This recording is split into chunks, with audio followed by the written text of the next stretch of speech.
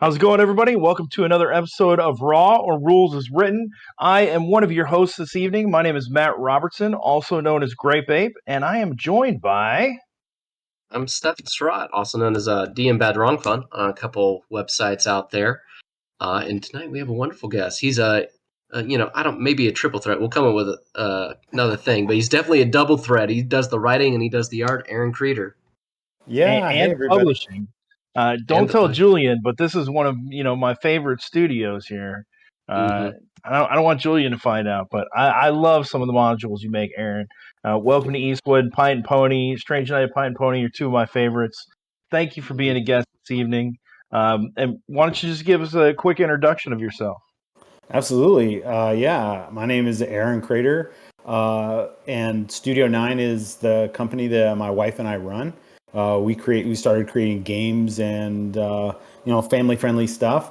And when I got into Goodman games back when they were doing third edition stuff before DCC, I really loved everything they were doing. I found out about DCC MCC, and I just said, "What, a license? What, I can make stuff?" And I just went deep into that lane, and I've been making stuff consistently, with the Goodman game third party license. So I love it. Love the world. Love the collaborative. I love everybody that kind of contributes to it. And how that evolves as a community. It's just original role playing at its best. I love it. Well, thank you for being a guest. So we like to start out with a segment where you answer the questions from the previous episode, and we had James Ponzanel Jr. on, and we were talking all about artificial intelligences. He's working on a zine called Netcrawl, or it's already out, but you've got some AI stuff in the works as well. Is that correct? Yeah, I do. So part of the Purple Planet stuff that's coming up is the consortium, a bunch of third-party publishers, as well as Goodman making a whole bunch of stuff. And honestly, I can't spoiler alert anything about what they're making. Just I know they're making cool stuff. But part of what I'm going to build is two things. One's a hex crawl encounter, because you remember shortly after Lankmar, I had this vision for, actually it was before Lankmar was made, I was working on this. I really wanted cities to feel more robust and chaotic. And so every time someone went out for a milk run or, stepped out of their inn to just go find a sword because theirs broke, you'd have this random table of things that could happen in a city just to represent the weirdness of city. Yep. And you did 101 city encounters. 101 city encounters. And so this is the same thing like 101 hex crawl encounters. So just every time your players kind of step off the grid and you're like, oh God, I don't have anything prepared. You just roll on this table and you got something weird. It could be just something they see or hear. It could be a kernel that then you as the judge get to go and, have fun with. And some things I kind of detail to a degree so that, if you want that, and you can either pick one or randomize it. And secondly, I got something that deals a lot with the AI, which is kind of fun. It's I can't remember the name of the AI patron. I think it's Megala. Oh, I got it here. Oh, Mangala. Isn't that the one that's like, yeah? However, it kind of looks like Galactus. And he's like basically he is like connected to all robots or something like that, or like anyway, he sends out a periodic pulse through the universe. Yeah, Mangala. That's it. Yes. Looks like Galactus. So anyway, he sends out a sort of fourth dimensional data pulse that only robots respond to. And it has the potential to awaken them. And so you're playing basically it's a funnel. You're playing a whole bunch of this new class I created for sentient robots. And you kind of awaken to your own selfness or sense of self. And so in this one, you now have this connection to this AI, and you yourself gain enough fourth dimensional data to sort of alter your code, but that core code is still there of can't hurt a human. And you have to slowly fight that. So you're fighting within yourself the ability to do things. Could become tedious. I've tested it a few times and tried to streamline it so it isn't tedious, but it's kind of different in the way that I think robots, in a sense, are a little more powerful than your average funnel character. Just What's the inherently, if title you of that one? die It robot sounds very exciting, instead especially of with Die new Robot. classes. yeah, I mean you right like who has I'm sure there's other third party publishers looking at this right now Oh, going, I made a friggin' robot class. It's already out there, buddy. But this will be another one. So I don't know Yeah. if I'm sure there's 2 or 3. But like, it's a kind of a slam dunk with the MCC world. I mean, you want to play a robot at some point. Yeah. But like, I this know creates a there's one in backstory. Scientific Barbarian, but you're gonna do your own very different take. Like they're each of these they're coming from a different source of inspiration. all But right, Exactly. And well, I let's love get that. back on Yeah. track here. Let's get back on track before we're out of time. Aaron, in Mutant Crawl Classics, what signifies an artificial intelligence? Well, how do you define it? Okay. I actually define it a little more broadly than just a patron AI. That's a very powerful version. I would say it's anything that has a semblance of sentience, from well, not really a computer, but from any kind of robot that can assess the world and make choices and decisions, to something as robust as, like a cybernetic unit, or something like that. So I kind of put AI into anything also that like that has those AI recognition roles where it's trying to figure out whether it needs to follow your orders or not, that kind of thing. So yeah, I'd say any kind of semi-sentient robot that can assess the world and make choices, then I say that's an AI. okay. And how is it exactly that you handle the AI recognition checks? You Right. said take orders, but is it always you pass so they're taking orders from you, or how do you do that?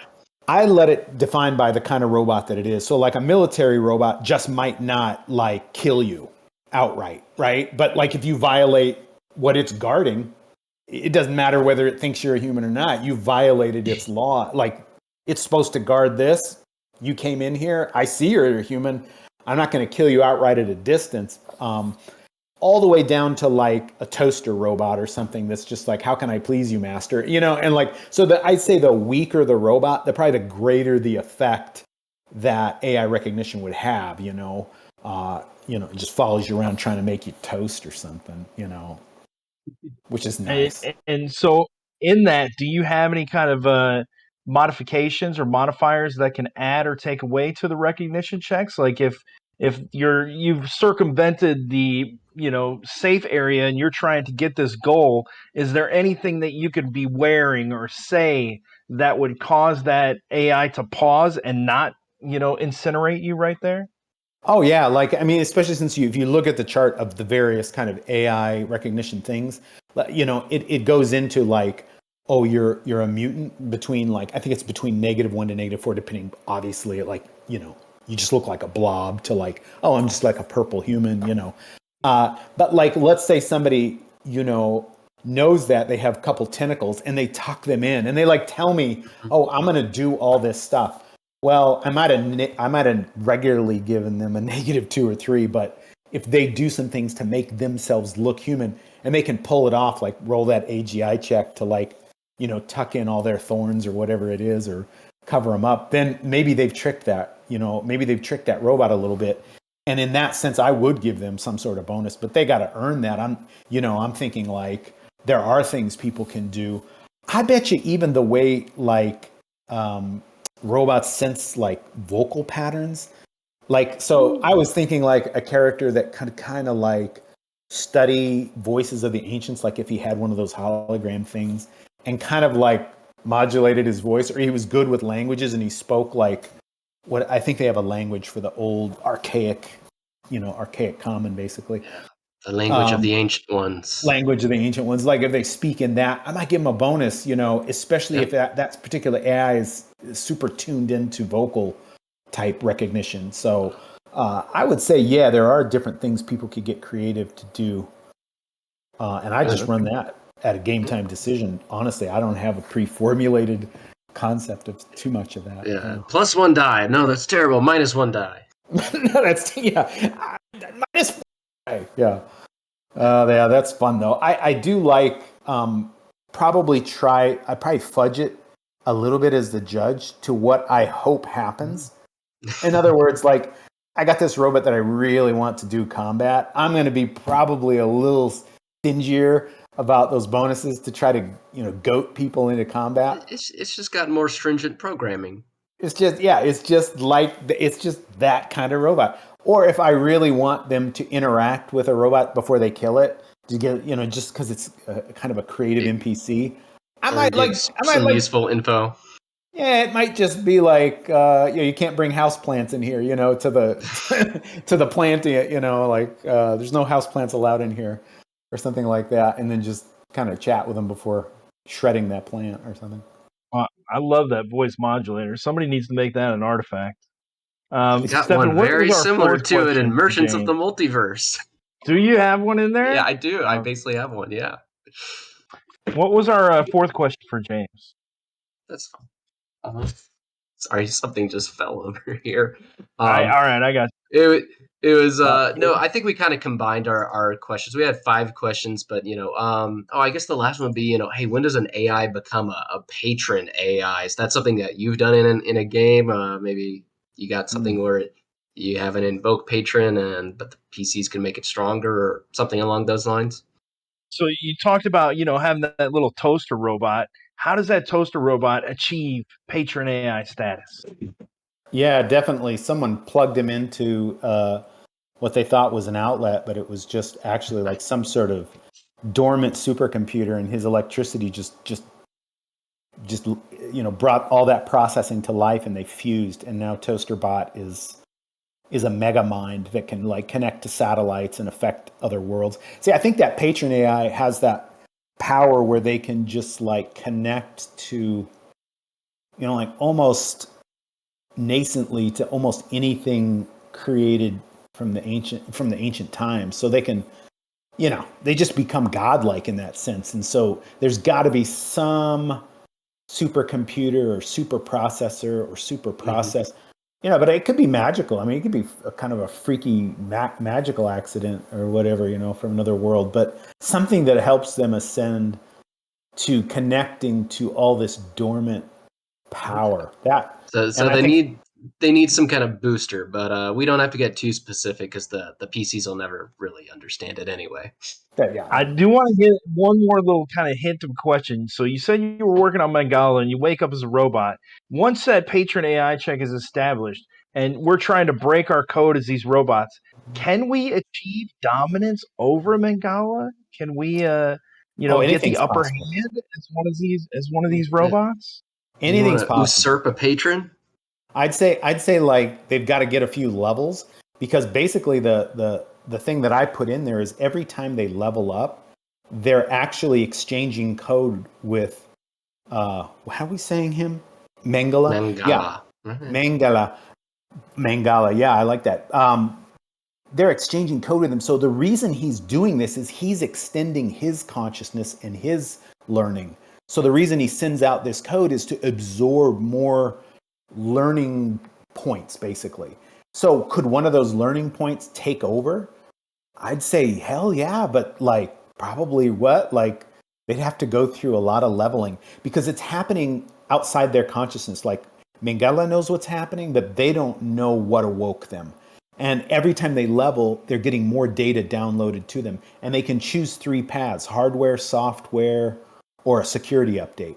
And so they're basically, he's giving them something in exchange for, oh, wow, you've got all this experience. I want to absorb that experience into my super mind. Congratulations, I'm going to grant you one of these upgrades. And so then they pick. So it's not like a linear progression like most characters. Like every time you level, you become a better warrior. You can kind of become a better warrior robot and then slide over and become a little better at like stealth, and then slide over. Like you can kind of zigzag and kind of, build out your character a little differently. That is very interesting, and not something we have in DCC or MCC currently. Right. Well, thank you for those answers, Aaron. Yeah, I think that's a great question, and I really like to entertain and hear. What do you guys think? Do you think that you would give a player a chance to like take on their patron AI. Maybe like 8th level, they could kind of. I think that's like a 10th level adventure. That's a 10th level adventure. Yeah, 10th Oh level yeah. robot adventure.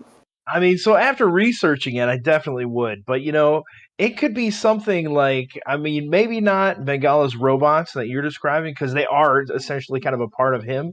But regular other players, mutants, plantians, some animals, if they find some like master key card that can, they can insert into some supercomputer to, basically control this power. I could see it happening. I mean, there's They got to be find some kind of fail-safe on the world somewhere. Yeah, right. Yeah, they got the message from the Bothans. They found, Mangala's exhaust port, whatever. We would not have built this AI superpower without some backdoors, some second plans. They got to be in the world somewhere. And who would Mangala trust more than a robot to try to protect those? And if those robots decide to turn on him, because he would know about those keys and where they are. He's definitely got those kind of locked up or protected. All right, well, that's our level 10 heist mission. Get the key. Right, well, we got a bunch of questions specifically for you, Aaron. We're going to talk about healers. We're going to begin talking about archaic alignments. This is going to be our last episode, finishing up the purest trained human classes. And so, our first question for you, Elaine, if you could bring up question 1, please, is what type of healing do MCC healers provide? I love this. What kind of healing? Where do they get it? Where do they learn their techniques? How? I mean, it's not magic. It's not a potion. What are they doing? Right, and they're not accessing a patron AI. They're not accessing magic. They're not book learning it. They're not using scientific devices initially. I freaking love this question because I worked with this woman named Jennifer Chapman. She worked for years in the Native American school district. I don't remember the name of the tribes because they were nations up in the Northwest Pacific, and I was from the Midwest, so I only knew those nations. But it was a nation up there. And anyways, she went to South America and worked down there teaching in Guatemala, and way up in the wilderness. And these shamans said to her, "Oh, you were with the tribes up north. Could you send them a thank you for us? Our ancestors received a dream that we were to shoot this bird down, open up its stomach, take the seeds out, and plant them. And that's how we got corn." Now, This is going to freak you out. She heard the exact same story when she was in the Pacific Northwest from those shaman elders who said they received it from a dream, from a bird flying from south to north to shoot it down, and it had corn in its belly, and they planted it. So she lost her mind. She's like, that exact same story exists up there. And it was the same thankfulness. They were thankful in return. And so there's this whole dream universe that exists. I believe in sort of people that are closer to the land, indigenous kind of people that are closer to natural living. In fact, I know someone who can dream things before they happen. It's kind of freaky. But a lot of people ask her, "Hey, can you dream for me?" And and it may happen, it may not. But they'll get information about stuff, challenges, things that are happening. And I think that's how these healers know, hey, that plant does this, that plant does this, that bark, if you boil it, does that. And so they just have all this berry plant. I mean, honestly, all our pharmaceuticals come from various, scientifically researched same thing where we figure out what these properties are. But I think that the indigenous peoples had that from dream and intuitive knowing and from vision quests and stuff like that. So I'll bet they're right? They're just having a vision quest. I love that. And that's like a great addition, the dream world in there. So Elaine, if you could bring up handout 1A, it talks a little bit about that, but not in the dream aspect sense. It says on page 30 that you're a tribal healer, an expert in the medicinal value of Terra AD's manifold mutated plants, and in the self-healing powers of the sentient mind. And so that's definitely where we could begin accessing that dream realm and stuff like that. I love that. Stefan, what are your thoughts? I love it too. And you could, if you want to incorporate a little bit more MCC in it, we're hearing things on the news about, they're finding microplastics in our bodies everywhere because we've ruined the world. Well, hey, they've ruined the world a whole lot more in MCC. So, maybe there's some microchips in people's bodies, and the, latent links are creating like the dream pattern amongst different peoples, and more so than even, Aaron, you were talking about. I don't know. That's if you want to MCC-fy it a little bit more. But, love it. And there's also just, the stories passed down from people, the oral histories. I think there is some stuff in the text to speak to that. But I think every tribe would have a little bit of their own answer. Yeah. And that Jennifer Chapman I was telling you about, she said that people in those communities, because they don't know how to read, their powers of memory are incredible. Like they can recite, like they can hear once some bit of text or something that she would read to them or something from class, and they could recall it. So like there's a way to make your mind remember more. But if you can always access a book, you kind of don't. But like that, I think you're right. They catalog stories and kind of access memory like a book almost in their mind. Almost reminds me of Dune, And that's something we talked about before, that everyone in MCC and Terra AD is illiterate. They don't have written language that they can understand. It's all, oral tradition. So Jim's going to love the supporting evidence that you have just given us. Elena, if you could bring up handout 1B. On page 30, it says naturopathy. So healers are in possession of an oral tradition of healing via the use of local plants and herbs, as well as limited biofeedback techniques. So I had to do a little research here, and if you could bring up handout 1C, this is from Medical News Today, and I was looking up what kind of healing remedies are naturopathy. Self-healing, so you're teaching people how to be stress-free, how to replenish their bodies, to treat the underlying symptoms. There's holistic treatments, acupuncture, so all these natural remedies where you're not using medications. You're just letting the body heal itself with kind of like the power of positive thinking and stuff like that. Probably diet, and like in the Far East, they have like Qigong, Tai Chi, they have energy work.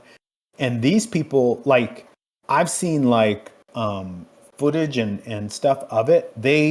For people that are super sensitive to anesthesiology and they get reactions, these people can actually do an energy thing, like they're over someone's brain like this, and they're opening that person's brain. But this person, if they let go of them, it's over. They'll feel everything, but they can, like they have their hands like this, and they're doing energy work to make them not feel pain.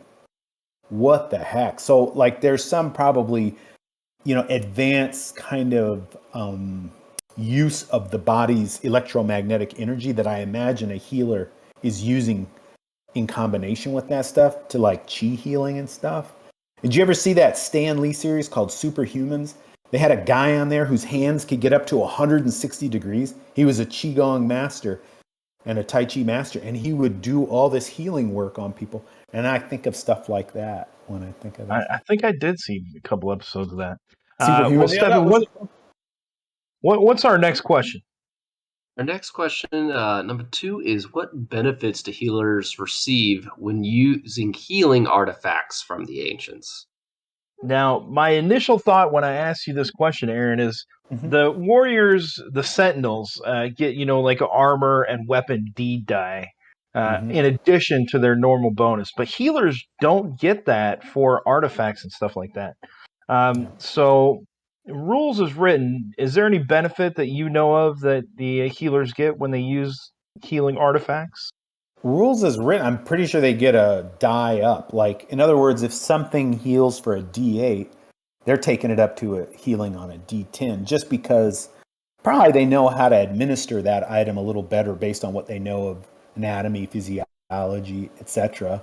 But don't they also get a bonus to figuring out artifacts that are dealt with that are like medical, like, you find a box, you don't know what it does, it's got buttons, but if you got your healer on it and it's a meta pack, he's going to figure it out I think, at a higher rate. I think he has a bonus. If he doesn't, I would give him one. I would think they'd also get like that extra little D die for medical equipment. Handout 2D states on page 30 that healers have a natural affinity for understanding the artifact of the ancients, resulting in an added bonus to artifact checks. Now, once I checked it out, it's just the basic +2 to 10, the same that the rover gets.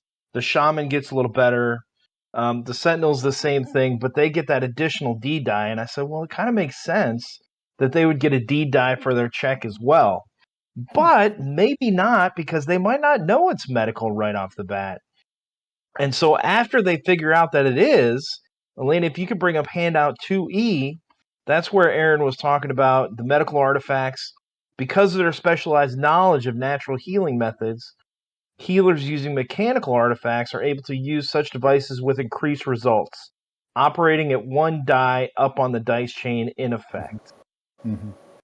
So, Stefan, I'm not sure that they get any other bonus when trying to figure out. Do you think so? I don't think they get another bonus, but, just being a judge in the games, I think I would, after maybe level 1, maybe level 2, I don't know, they'd be familiar enough with the common kind of ways that a cure shot is going to look, even though you're going to have different looking cure shots across, your travels. They're going to be able to, at a certain point, I'd probably just give it to them because, you're level 4. Well, you've been not killing yourself by going, this looks medicinal and shooting yourself in the head. You're going to know eventually. I think I would give them like a D die for sure. So they don't get a bonus to their artifact check that's any better than, like, basically they're comparable with rovers and sentinels. That's they go 1 up on the dice chain if it's a medical artifact. That's what that says. If it's a medical. Yeah. Oh, I thought it was in use of, but you're saying you'd give them that dice chain bonus even to figure out. I think that's a good idea. It says, I think I would give them an extra D die, like a D3, just like the same Sentinel gets for the weapons and armor. But that's what we need to figure out here is it says once they've figured out the knowledge, they operate the device at 1 die up on the dice chain in effect. Yeah, so that means they've already had to figure it out, right? Able to use such devices with increased results operating at 1 die. So, is the increased result just, your healing, your D8 of healing is a D10, or is the increased result based off of, their artifact check usage? It's vague. It's certainly vague. But also, a player would get clued in, right? Like, you're like, you're trying to figure out that box, go up a dice chain. And he's like, I found a medical item. That's true. So how do you, give them a bonus without them knowing they got a bonus? I just might do it behind the screen. You know what I mean? If I know it's a medical, nice. Okay, you rolled your artifact check. You only got a 12. Back there, I might, give them +2 just because I know it's a medical. It's really a 14. And so he's going to kind of have because why wouldn't they have, you know what I mean? I don't know. It seems like they would have an affinity. So if we're being fair, the Sentinel, they get the extra die to try to figure out those artifacts. But do they get, once they figure it out, do they get an increased die when they use it again? They don't, right? So then it's not equal anymore. Then we could be giving the healer something extra. So maybe that increased die after they figure out is, it makes it fair and equal to what the Sentinel's getting already. And it's also sort of like, clearly that Sentinels are getting that extra die. That's a clue that I know, like a Sentinel just has a knowing, I know this is a weapon or an artifact. Like somehow they just know. You know what I mean? Because if you're giving them players that, they just say, I know for a fact this box is a grenade, not a metapack or whatever, Yeah. See, they might just think I can kill you with this box, like some Riddick stuff. Like I can kill you with this spoon. Yeah. They might. Anything's a weapon if you try. Yeah, if you try hard enough. All right. Well, hey, final answers. We forgot to get our final answers on the first one, so we're going to go back to the first one real quick. What type of healing do MCC healers provide? My answer, rules is written, is naturopathy or naturopathy. I'm pretty sure it's naturopathy, but naturopath.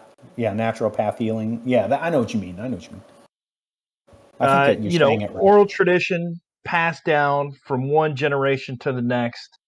These are, learned techniques. But like Aaron said, without having the written language, their memories are just outstanding, and they can retain that information no matter what. Stefan, what's your final answer? Along the same lines. May it come to them in dreams or oral traditions, or just testing a little bit of what mushroom is a good mushroom, and really a combination of all three. Mm-hmm. Aaron, you get the last word on the subject. What is your final answer for how do healers heal? Oh, I definitely think that they have a collective downloaded, because there's been a lot of time since the falling out of mankind to sort of collectively share a passed down knowledge. That's an oral tradition that's housed when the healers, they identify someone young, it's a healer, pull them in, give them this secret information, give them this specialized place in the tribe. And some of them also get benefited by dreams and visions or altered states, waking visions. They know which plants to take to give them a new understanding.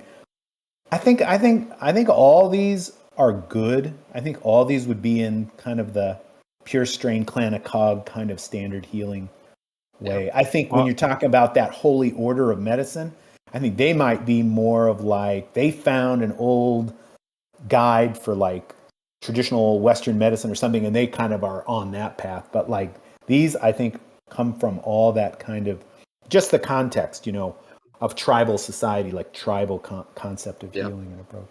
Those guys are surgeons. I can tell you, the next time I play a healer, I'm going to be an acupuncture healing healer. I haven't played that yet. That's great. Yeah, you'll be using emu feathers or something because you don't got any needles. I don't know. Well, go ahead. I was just gonna move us on to final answers. Well, not yet, because I've got a couple more points. These isn't what kind of benefit they get from healing artifacts, but a couple nuances that the healing class gets that none of the other ones do. Elaine, if you could bring up handout 2A, adherents of this most holy order, respected life paths, are experts in naturopathy, and medicinal use of fruits, leaves, and berries.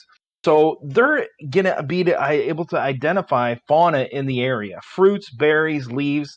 They're going to have expert knowledge of that. So one, you get that expert knowledge from that kind of thing. Another benefit they get, Elena, if you could bring up handout 2B, is that they get increased status within the tribe and within the seeker group. So it says right there in the book that they're a vital part, and they have a kind of a revered presence within your tribe. They're going to be kind of right underneath the shaman, which I really haven't looked at or haven't kind of explored. Handout 2C, at advanced levels, they can get training from the Holy Medicinal Order, like Aaron approached, and give them ancient knowledge of ancient healing artifacts. And then if we jump all the way to handout 2F, at fourth level and above, they could be accepted into the ranks of the Holy Medicinal Order, which we will talk more about. But there's a lot of benefits that are unspoken to the healing class. What do you guys think about that? I think those are all aspects I need to play up more in my games. I know. Definitely. And I think it plays right into a standard role-playing party's reverence and respect for the healer. I mean, it's like that joke, never piss off your healer. I mean, that's the one that's keeping you out of, keeping you in the game, right? It's like keeping you from running into the TV room when your guy got wiped and you got nothing else to do for a few hours. But I mean, that's the guardian of life and death right there for the party. And he has that status already within the group. I mean, yeah, amongst the NPCs and other encounters and stuff like that, definitely got to remember that as a judge that wow, that is going to be somebody that the tribal elders are almost talking to or kind of checking in with when they're talking to the group as a, like you said, shaman. Right under the shaman is the healer class. And so that's how it was in the Army too. So I was in 91 Bravo. I was a medic. And so when we went out into the field in my artillery unit, I was the medical authority on site, right? And so you had the LT, and then you had the smoke, and under that was me. Because if I said we're not going to eat this food because it's the wrong temperature, everybody starved, and they weren't happy with me. But what you said, you had medical kind of authority over the situation and those soldiers. Yeah, that's huge. And if you disrespect that, or if you can't abide that, where are you going to get that knowledge? Or if something happens to that point of information, then you don't have it coming in. So that's huge.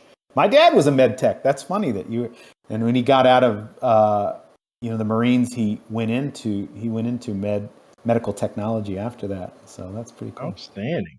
Well, tell your dad I said hello. All right, final answers. What benefits do healers receive when using healing artifacts of the ancients? Stefan, why don't you go first? I think I would probably give him one up on the die chain for trying to figure him out, and I'd probably give him one up on whatever kind of healing die is getting used. Like, why not? They need a shine, and they have one spot where they can do it the most. So I'll be generous. That's what I'll do. I think rules is written. They're going to get that normal check when initially finding it out, +2 through 10 as the levels go down. We're going to have to check with Jim and get the definitive result on that. But after they figure it out, then they can operate it at one die up on the dice chain for effect. Aaron, what's your final decision on that? Final decision on that, I play it as written. However, behind the screens, if I know somebody that's a healer happens to be fuddling with, a metapack or something like that, I am probably going to give them a bonus of 1 or 2 back there, depending on the circumstances, because I think they would have an affinity for symbology, like different symbols that are on that artifact, different elements. They'd be like, this looks familiar. This feels right. I get this. So I would probably give them a little jolt just on medical devices and not let them know that they're getting that, so that they don't know ahead of time, which would be a little distinction. But I think the rules as written is fair enough, pretty much. Okay, there you have it. Elaine, if you can bring up question 3. Aaron, what are the archaic alignments? And is there going to be a new one in 101 hex crawls for the Purple Planet? Well, Purple Planet's not quite MCC. They got a very different artifact system. We got some different tribal alignments in there, though. Yeah, that it is fun to try to merge those and to try to make something that could work if somebody takes my 101, encounters on the Purple Planet and puts it on another planet. They can. Yeah, Paul Smith just made the first Weird Frontiers MCC game that I played in, so it can be done. It can be done. And I think, so the question, going back to the question, what are archaic alignments? So I'm thinking, and this is just me because I came from Gamma World, I played Gamma World originally, they had cryptic alliances. So these were kind of freakish bands of like-minded cults running around almost like Mad Max, right? Everybody's familiar with the kind of thinking that would exist with different groups. And like the original Mad Max, like way back the Australian version or whatever, that was a cryptic alliance too. It was just these cops just running around still trying to create order in a world that was gone, And then you just got freakier and freakier as you met all these different road tribes and stuff like that. But I think of it that way. And I think of it a little bit differently too, in terms of, since you don't have strictly an adherence to like an abstract concept like lawful or good or something like that. Like, what does that mean in a world that is absolutely lost its left, right, up, and down? Like, there's no bearing anymore. What does good and evil look like, right? So what I feel like these do is give you a set of values to go by. Like Clan of Cog is almost in a way kind of like lawful alignment. It's like, hey, we're trying to tell you this is what it takes to build a society and a structure. You have to respect each other. You have to have a certain measure of respect for life. Like if you just go around like slaughtering, killing, and might makes right, we're going to slowly lose everything we've rebuilt from the decimation. So it's kind of like the pendulum swinging, like culture just went to some point where they decimated themselves. And then from the cracks bled out this group that said, what is going, we've got to create a system of governance and like connection to kind of like get on in this, and the world got weirder. And so not everybody adhered to that. And so then you have other alignment systems where their belief rallies around healing or rallies around being mutated or being a plant. I mean, basically their belief system emerges from some element of society, and you can therefore form your sense of good, evil, law, chaos, neutrality. You can form that around their ethos. And I think that's to me what it is just, hey, here's my sense of what's good. Everybody considers themselves good, probably, but I think you're right on track. Good at the end of the sword. The heroes always think they're the heroes. They never think they're the bad guys, right? But it's just somebody else telling this story from a different perspective. But Elaine, if you could bring up handout 3A for us on page 22, it says all 0-level genotypes may begin as members of the clan of the Cog. Optionally, pure strain humans may instead choose members of the curators. Mutants may not become children of the glow. Manimals may fall in the chosen zoo, while Plantians may choose to be members of the atomic equinox instead. So everybody has a option to join these groups, and these are only some of the groups. Handout 3B, if we go to page 144, that's where it talks a little bit more in depth about it. These beings have organized themselves into groups that share common belief systems, interests, and goals, just like Aaron said. These social constructs are based upon earlier, long-forgotten organizations from before the Great Disaster, and thus are commonly referred to as archaic alignments. So you could have a whole group of archaic alignments, boys and Girl Scouts, that come together as the scouting alignment, and they're survivalists. They can survive in like any kind of they're prepared with 100 different pockets on their coat that they can just pull out whatever, to in any situation. Stefan, what do you think? They're how MCC kind of does factions. You look at like Mad Max or Waterworld or the Fallout video games. They're all very factionally based. Every town is unique, and there's usually like kind of one, main kind of boss in that town or that location or whatever it is. And they have their ethos, their way to live, and how this place works. Because living in the post-apocalypse is not an easy thing to do. So this is kind of how you can quickly go, hey, you're reaching a new place. Well, it's going to kind of be dominated by one of these, belief systems as a way of life. That's kind of what I think. Or, you find some crazy dudes on the road, and, well, you hope they aren't that crazy. You hope they're some children of the glow and not, from the vile brotherhood. Well, and so you should be finding all these different archaic alignments as you're traveling through, Terra AD. Elaine, if you could bring up handout 3C for us.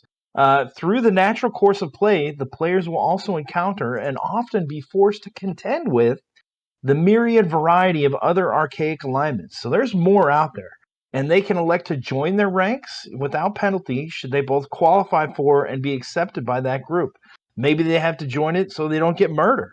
And our last handout for the question, handout 3D, says not all archaic alignments are open to the player characters, as noted in the individual alignment descriptions that follow. One of those that we're going to talk about in our last question is the Holy Medicinal Order. That's only kind of reserved for NPCs, but there might be a little loophole there. Aaron, is that how you see it, the different levels? And there can be archaic alignments just anywhere. They can be easily created.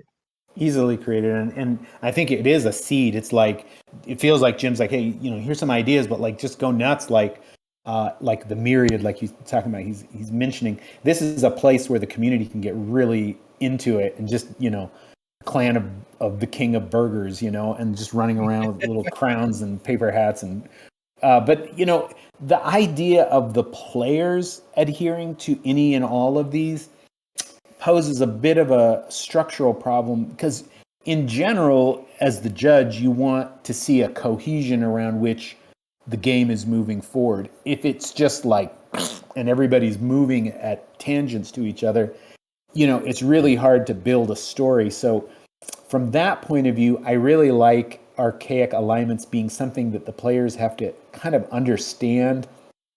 I would almost like to see them have like a role of how many of them they know about and how many their characters kind of experience, so that when they encounter them, they know what to do, what the taboos are, what they aren't. That would be probably, to me, the biggest use and value of it, because otherwise it's just encountering the circus every time, like, oh my God, we're upside down. It's going to lead to bloodshed, almost all the time, unless it's a pacifist group or something like that.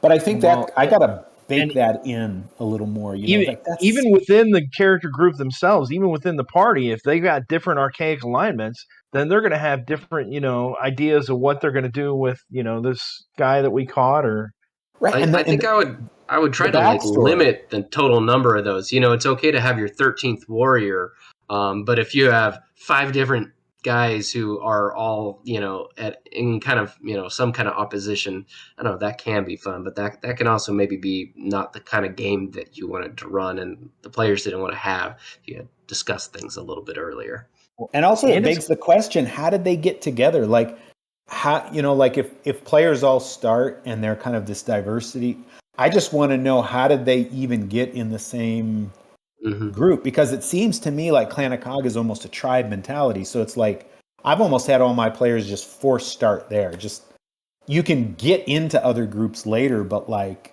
y'all kind of knew each other because you came up. It's like growing up in the West with Judeo-Christian background. Okay, fine. But like, as you grow up, you may get into other ideas and you may study Buddhism. You may go into, you know what I mean? It's like, but you all had that base where we all knew each other from this core, and then we started kind of branching our knowledge out as we went through life. It feels like that creates the tension, rather than like, what on earth would possess someone from the zoo to like join up with all these humanoids from the Cog? Well, like, you got to create a story. I'm thinking, like, you can't even, in certain areas, certain archaic alignments are going to be off limits. So, if we're seeking the post-humans in this, little basin down here, that area might be off limits to the Burger Kings. You know what I'm saying? They're not allowed there. So you can't be in the Burger King archaic alignment. But we got to go on to our last question. Stefan, I think we're gonna skip question 4, save that for another episode, and get right into question 5, because that deals with healers. But what are the archaic alignments? They are there to replace alignment, to give a faction sense to your players. I believe, like Aaron said, they are a seed for you to expand upon and create as you see fit. I think that is a great just open avenue to be explored. Stefan, what's your final answer? Yeah, absolutely. I think that's it. They're factions, they're open answers. They're 7 in the core rulebook, and they're just meant to be the most common summon. You're gonna have factions within factions, and you're gonna have completely different factions as well that have no relation to these. I did the Technomancer Candy Mountain thing. It's its own region. There's candy people in there. I didn't write it up as like, the candy people was a Wilder worshiping faction. That's a mouthful. But it basically is. There needs to be a faction. Second printing, there needs to be an archaic alignment. Well, there's a candy character class in there, so that's pretty close. But Aaron, what's your final answer on what are archaic alignments? Final answer, archaic alignments are a way to insert the classic alignment into a world where which way is up, which way is good or evil, so that you can get those interesting vectors where players are coming from different experiences, and you add 2 or 3 different characters have 2 or 3 archaic alignments. They encounter a situation, and they're each going to interface with it a little differently, and it creates that interesting twist there. And then it also creates a dynamic world. It's a way to create a world of interesting ethos and concepts and seeds that help you remember this came out of, this world was built on top of another world, and the little pieces are poking up in a fun way. So I think it does a number of things. Yeah. I love how this world's built on another world. All right. Well, our last question for the evening is, Elaine, if you could bring up question 5. Are healers able to be members of the Holy Medicinal Order? We're going to talk a little bit about our first archaic alignment, the Holy Medicinal Order. Elena, if you could bring up handout 5A, page 146 talks about the Holy Medicinal Order being a monastic order comprised of all genotypes, so they can be all genotypes. While their members maintain a series of remote monasteries, which are universally acknowledged by all genotypes and archaic alignments as neutral combat-free zones, no fighting. They are most commonly known by the subsect of their order that chooses to wander the wilderness of Terra AD, rendering aid to any who seek it. So traveling monks going all over the place. Among most sentients, it is considered a blessed sign of the highest order to receive a visit and encounter with one of these monks. Handout 5B gives us our qualifications. They are normally limited to just NPCs, and it says normally a PC of any genotype may join, but they have to give up all martial arts and combats under the pain of excommunication from the order. So they can't fight anymore. They can only heal. Handout 5C tells us the benefits they can get. They're treated as non-combatants by virtually all sentient living beings on Terra AD. So they cannot be attacked then.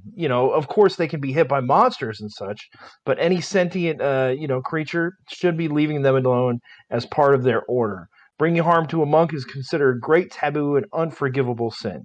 And then lastly, the secret sign for the monks is both hands clasped together, palm inwards, with fingers interlocked. Aaron, give us your thoughts on this order. Well, I think it's a real challenge for a judge and a player that has someone wants to take that challenge on. But for certain specialized characters, you could see how it could work. I think it would be a kind of a rare challenge, and I think I would allow it if that someone was up for that kind of level challenge. Also, you might be able to squeeze some rules or bend them a little in the sense that, okay, I can't do anything lethal to someone, but let's say you had what's that electromagnetic pulse mutation that kind of zonked people, put them to sleep or stunned them. Could you do stuff like that? Could you do stuff that didn't? It says no martial arts, so I feel like no violence. Yeah. Otherwise, you're just like damage. Otherwise, you're just kind of like Batman. Right. Well, you got to protect yourself from monsters, though. So are you allowed to kill monsters? Is it only sentient creatures that you can't do harm to? I think they would. I don't know. Actually, it says that is a good question. That's a great question. Not all sentient life will respect them, but what they. So the question becomes: how do they survive in this world? Right. Right. Because they're not embed themselves. They embed themselves as a pacifist in a circle of people that are violent, which in a way is kind of like you're using violent people to hide behind, so they're not out there walking amongst the horrors, they're behind a shield of civilization. So they're a little bit of hypocrites in a way, aren't they?